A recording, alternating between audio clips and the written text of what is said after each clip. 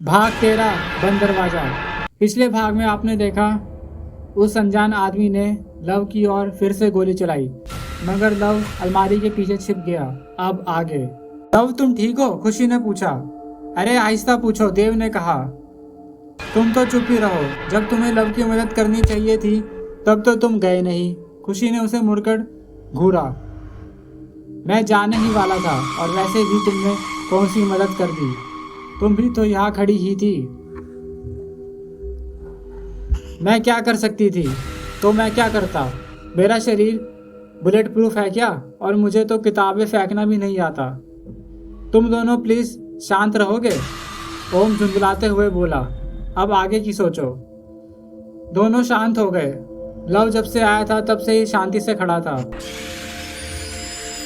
एक काम कर सकते हैं, देव ने कुछ समय बाद कहा। लव यहाँ से उसका ध्यान भटकाएगा किताबें फेंक के। हालांकि वह आदमी सावधान होगा, लेकिन अगर उसके हाथों से फिर से राइफल छूट गई तो हम एक साथ उस पर हमला बोल देंगे। हम 4 और वो 1, हमारे जीतने के चांसेस ज़्यादा है। लेकिन इससे पहले कि कोई देव के प्लान पर हाँ या ना करता, उन्होंने दाया दरवाज़ा खुलता देखा। अगले ही पल उसमें से चेतन बाहर आया। वह बुरी तरह हाफ रहा था, जैसे कहीं से दौड़ कर आ रहा हो। वह दरवाजे के पास खड़ा ही अपने घुटनों पर हाथ रख के सुस्ताने लगा। अब ये कहाँ से आया? ओम ने पूछा। और कर क्या रहा है? खुशी ने कहा। चेतन वहां से भागो, ओम चिल्लाकर बोला। लेकिन चेतन ने उनकी तरफ देखा ही नहीं। वह तो अपनी जगह खड़े खड़े मुख्य दरवाजे की तरफ देख रहा था।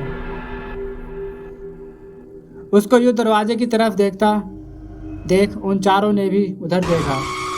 जल्दी उन्हें वह दिखाई दिया जिसे चेतन एकटक देख रहा था। हालांकि जब से वह इस घर में आए थे उन्हें कुछ भी नॉर्मल नहीं दिखा था, लेकिन वह जो देख रहे थे वह अब तक का सबसे बड़ा अजूबा था। वह आदमी चेतन या किसी और पर गोली चलाता, इससे पहले उसने अपने पीछे कुछ महसूस किया। उसने पीछे मुड़कर देखा तो एक भारी फूलदान हवा में उठा हुआ था, बिना किसी सहारे के, जैसे वह हवा में ही उड़ रहा हो। उस आदमी के चेहरे से ही जाहिर था यह उड़ता फूलदान उसके लिए भी अजीब था। एक पल के लिए उसके साथ साथ कमरे में मौजूद वह पांचों भी यह नहीं समझ पाए कि आगे क्या होने वाला था। लेकिन अगले ही पल स्थिति साफ हो गई। वह उड़ता फूलदान उस आदमी के सिर से टकराया। इससे पहले वह कोई प्रतिक्रिया कर पाता, वह फूलदान कई बार उसके सिर से टकराया। वह आदमी बेसुध होकर नीचे गिर पड़ा। हे भगवान, खुशी अचानक से बोली। उसे इस तरह बोलता देख देव और ओम ने मुड़कर उसकी तरफ देखा। क्या हुआ? देव ने उससे पूछा। अभी भी उनकी हिम्मत बाहर निकलने की नहीं थी, क्योंकि वह फूलदान अभी भी हवा में ही मौजूद था। उस फूलदान को किसी ने पकड़ा हुआ है। खुशी अभी भी उस फूलदान को देख रही थी। क्या बोल रही हो? वहां तो कोई नहीं दिख रहा। देव ने भी उस तरफ देखा। वही तो बात है देव, वो जो भी है वह दिख नहीं रहा।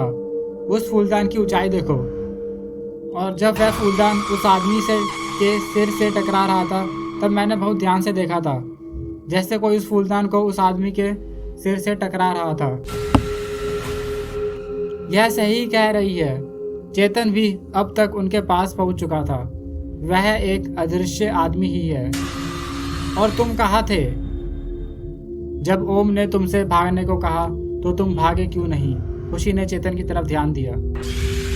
मैं इसलिए नहीं भागा क्योंकि मैं जानता था कि वह आदमी मुझ पर गोली नहीं चला पाएगा, चेतन ने कहा। अरे हम लोग बातों में उस आदमी को भूल रहे। अगर वह उठ गया तो हमारा क्या होगा? ओम ने उनको बीच में टोका। अब वह नहीं उठेगा, चेतन ने कहा। उसके चेहरे पर एक हल्की मुस्कान आ गई। सबने शंकित दृष्टि से उसकी ओर देखा। किसी को उसका मतलब समझ नहीं आया। तुम लोग उधर देखो, चेतन ने गिरे हुए आदमी की ओर इशारा किया। सबने देखा तो वह उड़ता हुआ फूलदान उस गिरे हुए आदमी के सिर से टकराया। अब तक उस आदमी के शरीर में जो भी हरकत थी वह भी शांत हो गई। देव ने ध्यान से देखा तो उसे भी महसूस हुआ कि किसी अदृश्य आदमी ने उस फूलदान को पकड़ा हुआ था। अगले ही पल वह आदमी गायब हो गया। उसके साथ ही उसकी राइफल और जमीन पर पड़े कुछ खून के छींटे जो उसके फूलदान के सिर से टकराने से गिरे थे भी गायब हो गए। फूलदान वापस जमीन पर रखा हुआ था, जैसे उसे पकड़ने वाले अदृश्य आदमी ने उसे नीचे रख दिया हो। किसी को अपनी आंखों पर विश्वास नहीं हुआ। केवल चेतन ही ऐसा था जो अचंभित नहीं था। सबके उलट उसके चेहरे पर अभी भी मुस्कान थी। देव ने एक बार अपने सिर को झटका, जैसे यकीन करना चाहता हो कि वह आदमी सचमुच गायब हुआ था। यह कैसे हुआ? ओम ने लगभग चिल्लाते हुए कहा।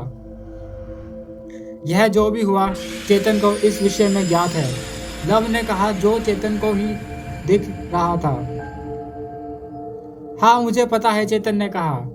तो हमें भी बताओ जल्दी से, ओम ने कहा।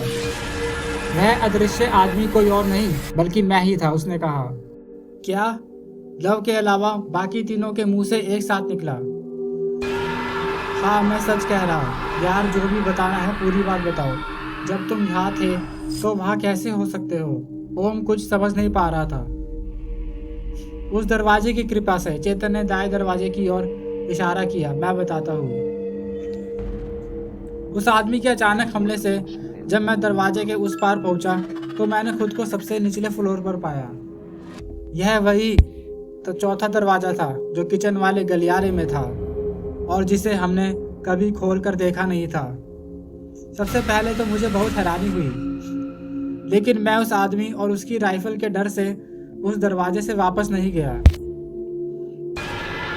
मैं वापस सीढ़ियां चढ़ते हुए ऊपर की ओर बढ़ने लगा कि उस आदमी पर अचानक से हमला करूंगा, लेकिन यहाँ एक और रहस्य मेरा इंतजार कर रहा था। जब मैं यहाँ पहुंचा तो लव इस आदमी से लड़ रहा था। मैंने धीरे से तुम सबका और लव का ध्यान खुद की तरफ खींचने की कोशिश की, लेकिन जल्द ही मेरी समझ में यह बात आ गई कि तुम सब मुझे देख नहीं सकते। इस बात को और कंफर्म करने के लिए मैं चिल्लाया, लेकिन तुम सब मुझे सुन भी नहीं पा रहे थे। तब तक लव इस आदमी पर हमला करके वापस अलमारी की तरफ बढ़ चुका था। इससे पहले कि मैं और कुछ सोच पाता, मैंने खुद को ही उस दरवाजे से बाहर निकलते देखा। वह आदमी मेरे ही सामने मेरे ही दूसरे प्रतिरूप पर गोली चलाने वाला था। साथ ही तुम लोगों की प्रतिक्रिया से यह बात भी मेरी समझ में आ गई कि वह प्रतिरूप तुम सबको दिखाई देता था। मैं तुरंत ही कमरे से बाहर निकला और दरवाजे पर रखा फूलदान उठा लिया, जिसे मैंने कमरे में आते समय ही देखा था। और इससे पहले कि वह मुझ पर गोली चलाता, मैंने फूलदान उसके सिर पर दे मारा। जब वह आदमी नीचे गिरा हुआ था तो मैंने उसकी आंखों में देखा।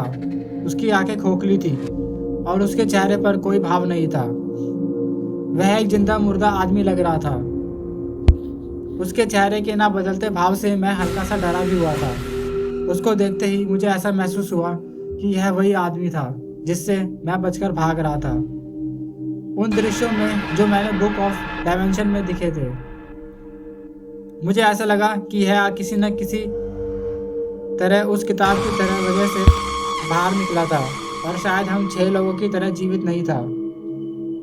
मैंने बिना कुछ सोचे समझे उसके सिर पर एक आखिरी बार उससे फूलदान से वार किया।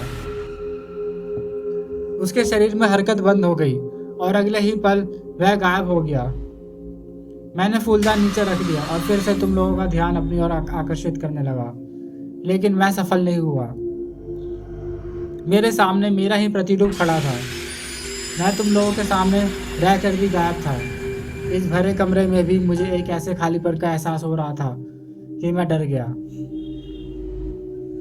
मुझे समझ नहीं आया कि मैं सामान्य कैसे होऊंगा, लेकिन थोड़ा सोचने पर मुझे इसका जवाब मिल गया। यह समस्या जैसे शुरू हुई थी वैसे ही खत्म हो सकती थी। मैं लगभग दौड़ते हुए इस कमरे के दरवाजे पर पहुंचा जहां से मैं बाहर निकला था। बिना एक भी पल सोचे मैंने वह दरवाजा खोला और अगले ही पल यहाँ पहुंच गया। एक पल में सब कुछ मेरी समझ में आ गया। मैं केवल गायब ही नहीं हुआ था बल्कि समय में कुछ आगे भी पहुंच गया था। चेतन अपनी कहानी बताकर रुका। लगभग 5 मिनट तक उस कमरे में सन्नाटा छाया हुआ था। केवल चेतन की बातें ही सुनकर उनके दिमाग सुन्न हो चुके थे। अगर कोई और स्थिति होती तो वह किसी भी हालत में विश्वास नहीं करते, लेकिन जो हुआ वह उनकी नज़रों से सामने ही हुआ था। लेकिन यह कैसे संभव है? कोई मनुष्य समय में आगे कैसे पहुंच सकता है? लव ने पूछा। धीरे धीरे वह भी इस घर से परिचित हो रहा था। समय एक रेखीय नहीं है, देव ने वह दोहराया जो उसने उस सफ़ेद कमरे में सुना था। यही बात तो उस आवाज़ ने भी मुझे बताई थी। कम से कम इस घर में तो समय सामान्य तरह से नहीं बढ़ता। मैं कुछ और सोच रही, खुशी ने कहा। एक चीज़ तो हम भी भूल गए, ईवा भी तो उस दरवाजे से बाहर गई थी। उसके साथ साथ ही सबने बाएं दरवाजे की ओर देखा। वह इस समय कहाँ होगी? खुशी ने कहा। कहीं वही भी मेरी तरह अदृश्य होकर समय में आगे तो नहीं पहुंच गई? चेतन ने कहा तो सब उसके चेहरे की तरफ देखने लगे। उसका कहना कुछ हद तक सही था, लेकिन पूरी तरह नहीं। ईवा उस दरवाजे से समय में आगे नहीं बल्कि पीछे पहुंच गई थी। लेकिन एक बात मेरे समझ में नहीं आ रही, ओम ने उनके बीच पसरे सन्नाटे को तोड़ते हुए कहा। यह जो कोई भी था गायब कैसे हो गया? इसके शरीर से निकला खून तक गायब हो गया है। ओम का इशारा उस अजीबोगरीब सैनिक की तरफ था। इसका एक कारण हो सकता है, देव बोला। क्या? यह किसी तरह का कोई गेम या सिमुलेटेड रियलिटी का हिस्सा हो सकता है, जिसमें मरने वाला अपने आप गेम से बाहर पहुंच गए। हालांकि इतने समय बाद खुद मुझे ऐसा लग रहा कि यह सब कोई गेम या ऐसी कोई चीज़ नहीं, लेकिन घटनाएं इसी तरह इशारा कर रही है। ना चाहते हुए भी मेरे दिमाग में यह ख्याल आ जा रहा। ऐसा भी हो सकता है कि यह सब किसी तरह के सपने का हिस्सा हो। सपनों में अक्सर ऐसा होता है, जब इंसान मार जाता है तो उसकी नींद अपने आप टूट जाती है। ओम ने अपने विचार बताए। लेकिन एक सपने में इतने लोग? मेरा मतलब, क्या हम सब एक साथ एक ही सपना देख रहे हैं और हमें पता भी है कि हम सपना देख रहे हैं? ऐसा तो मैंने नहीं सुना कभी, चेतन बोला। लूसिड ड्रीम्स, खुशी धीरे से बोली। क्या? चेतन ने पूछा। लूसिड ड्रीम्स मतलब ऐसे सपने जिसमें सपने देखने वाला इस बात को जानता है कि वह सपना देख रहा है। वह अपने सपने को और उसमें हो रही घटनाओं को कंट्रोल भी कर सकता है। लेकिन ऐसा सपना तो मैंने भी नहीं सुना जहां एक साथ 6 लोग लूसिड ड्रीम्स का अनुभव कर रहे हो, खुशी ने बताया। 6 लोगों से याद आया, हमें ईवा को ढूंढना चाहिए। हम उसे भूले जा रहे, चेतन बोला। भूल नहीं रहे, मुझे याद है ईवा के बारे में, लेकिन यहाँ हो रही चीज़ों को स्पष्ट करना भी बहुत ज़रूरी है। एक तो इस घर में इतनी चीज़ें हैं कि एक साथ सबको याद रखना मुश्किल है। हम सब चीज़ों को लिख लेते हैं। यहाँ जो किताबें पड़ी हुई है जो बिल्कुल सादी है, हम उनका उपयोग लिखने में कर सकते हैं, ओम ने सुझाया। और लिखने के लिए पेन कहाँ से आएगा? खुशी ने ओम को देखते हुए कहा। ओम के पास इस बात का जवाब नहीं था। तुम लोग मेन बात से भटको मत, चेतन बोला। मुझे पता है मेन बात क्या है।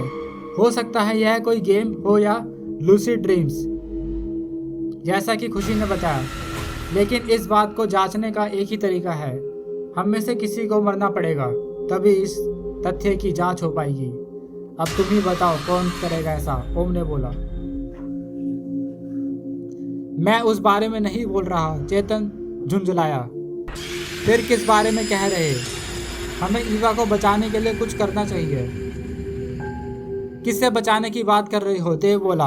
हमें तो यह भी नहीं मालूम कि वह है कहाँ। मुझे मालूम है, वह उस दरवाजे के दूसरी तरफ है। यहाँ बैठकर थ्योरी बनाने से तो बढ़िया है हम सब उस दरवाजे के पार जाकर देखें। और उस दरवाजे की दूसरी तरफ क्या है, यह भी मालूम है तुम्हें? हाँ, वह भी जरूर मेरी ही तरह समय में कहीं आगे पहुंच गई होगी, और शायद मेरी तरह अदृश्य होकर ही। पहली बात तो अगर वह तुम्हारी तरह ही अदृश्य हुई है तो तुम्हारी तरह ही वापस क्यों नहीं आई? और दूसरी बात यह है कि हम लोग देख ही रहे हैं कि इस घर के कोई भी 2 दरवाजे एक तरह से काम नहीं करते। तो इस बात की क्या गारंटी है कि ईवा भी तुम्हारी तरह ही समय में आगे गई होगी।